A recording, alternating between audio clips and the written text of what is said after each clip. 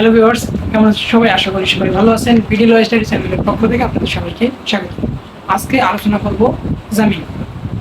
জামিন কি বা বেল বন্ড ইত্যাদি এই বিষয় নিয়ে আজকে আলোচনা করব। তো প্রথমেই বলে নেই, আপনি যদি আমার চ্যানেলে নতুন দর্শক হয়ে থাকেন তাহলে অবশ্যই চ্যানেলে সাবস্ক্রাইব করে নোটিফিকেশন অন করে দেবেন, যাতে ভিডিও আপডেট হওয়ার সাথে সাথে আপনার কাছে দ্রুত চলে যায়।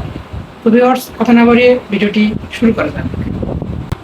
জামিন হলো প্রাক বিচার বিধিনিষেধের একটি সেট যা সন্দেহভাজনদের উপর আরোপ করা হয়, যাতে তারা বিচারিক প্রক্রিয়াকে ব্যাহত না করে প্রয়োজনে আদালতে হাজির হওয়ার প্রতিশ্রুতি দিয়ে আসামির শর্ত সাপেক্ষে মুক্তি নিশ্চিত করার জন্য আদালতের জামিন দেওয়া যেতে পারে।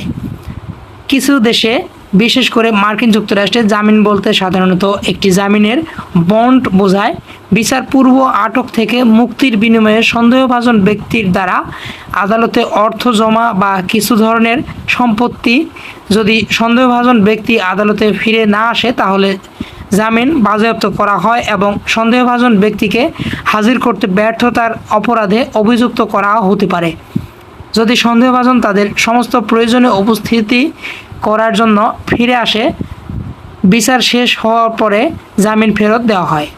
অন্যান্য দেশে যেমন ইউনাইটেড কিংডম, জামিনে এমন কিছু বিধিনিষেধ রয়েছে যা সন্দেহভাজন ব্যক্তিকে নির্দিষ্ট সময়ের জন্য মেনে চলতে হবে। এই ব্যবহারের অধীনে চার্জের আগে এবং পরে জামিন দেওয়া যেতে পারে। অভিযোগের আগে দেওয়া জামিনকে প্রি চার্জ বা পুলিশ জামিন বলা যেতে পারে।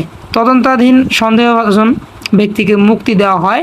ছোটোখাটো অপরাধের জন্য একজন আসামিকে জামিনের প্রয়োজন ছাড়াই আদালতে তলব করা যেতে পারে, তবে গ্রেপ্তারের পর স্বীকৃতির বা আদালতে হাজির হওয়ার প্রতিশ্রুতি দিয়ে জামিনের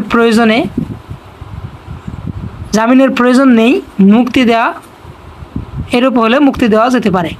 গুরুতর অপরাধের জন্য বা সন্দেহভাজনদের জন্য যারা আদালতে হাজির হতে ব্যর্থ হতে পারে বলে মনে হয়, বিচারের অপেক্ষায় তাদের রিমান্ডে আটক করা হতে পারে।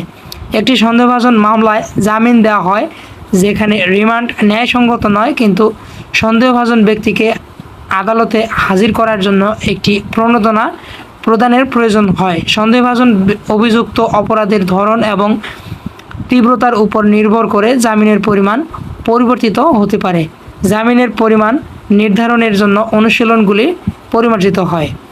ভিউয়ার্স, ভিডিওটি কেমন লাগলো অবশ্যই লাইক এবং কমেন্ট করে জানাবেন, আর অবশ্যই চ্যানেলটি সাবস্ক্রাইব করতে কোনোভাবে মিস করবেন না, যাতে এরকম আইনি বিভিন্ন আপডেট আপনার কাছে খুব দ্রুত চলে যায়। সবাই ভালো থাকবেন, সুস্থ থাকবেন। আজকের মতো এখানেই বিদায় নিচ্ছি। আল্লাহ হাফেজ।